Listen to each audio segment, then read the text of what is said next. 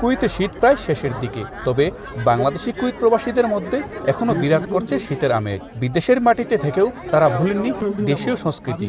বাঙালি ঐতিহ্য ধরে রাখতেই শুক্রবার কুয়েতের সালমিয়া পার্কে পিঠা উৎসব আয়োজিত হয়। দিনব্যাপী এই আয়োজনে পিঠার পোস্টার সাজিয়ে বসেন প্রবাসী বাংলাদেশিরা। গ্রাম বাংলার ঐতিহ্যবাহী ভাপা পিঠা, পাটিসাপটা, নকশি পিঠা, দুধপুলি, পাকন সহ নানা ধরনের পিঠার সমারোহ ঘটে সালমিয়া পার্কে। বিদেশের মাটিতে নতুন প্রজন্মের সঙ্গে বাংলাদেশের ঐতিহ্য ও সংস্কৃতি পরিচয় করিয়ে দিতেই এই আয়োজন বলে জানিয়েছেন সংশ্লিষ্টরা। এখানে আমাদের বাংলাদেশি ফ্যামিলির বাচ্চারা এই পিঠাগুলো অনেকজন চেনে না, কালচারটা বোঝে না। এই বোঝানোর জন্য পিঠাগুলোর সাথে পরিচয় করে দেওয়ার জন্য, একে অপরের সাথে মিলেমিশে চলার জন্য আজকের এই আয়োজন। কুয়েতে অবস্থানরত অনেক প্রবাসী বাংলাদেশি শীতের পিঠার স্বাদ নিতে অনুষ্ঠানে আসেন, সঙ্গে নিয়ে আসেন সন্তানদেরও। দেশে শুনছি যে কি বিয়ে করলে শ্বশুর বাড়ি থেকে পিঠা খাওয়া হয়, তা আজকে আন্টিদের পিঠা খেয়ে আজকে আমি আমার শ্বশুর বাড়ির ফিলিংসটা করতেছি। প্রবাসে বসে ভাবির এত কষ্ট করে বিভিন্ন নানান হরেক রকমের পিঠা নিয়ে এসে আমাদেরকে খাইয়ে আমাদেরকে সেই তৃপ্তিটা দিয়েছেন। পান্তুয়া আছে, তেলের পিঠা আছে, পাটিসাপটা পিঠা, চিতই পিঠা।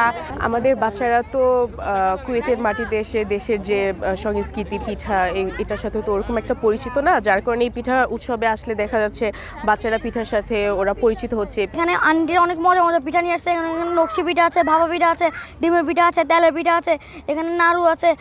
এছাড়াও সেখানে নারী পুরুষ ছোট বড় সবার জন্য ছিল বালিশ খেলা, বল নিক্ষেপ সহ নানা ধরনের খেলার আয়োজন।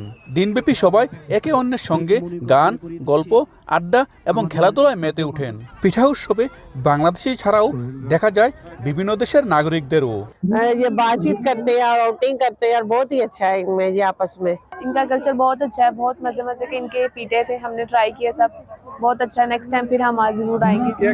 অনুষ্ঠান শেষে বিভিন্ন খেলায় বিজয়ীদের মাঝে পুরস্কার বিতরণ করা হয়। দেশে পরিবার পরিজন ও আত্মীয় স্বজন ছেড়ে দূর প্রবাসে যান্ত্রিক জীবনের মধ্যে বসবাস করা প্রবাসীদের জন্য এমন আয়োজন প্রবাসীদের স্মৃতিকাতর করে তোলে।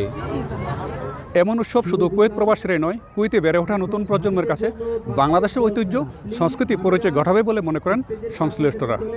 কুয়েত থেকে মঈন সুমন, সময় সংবাদ।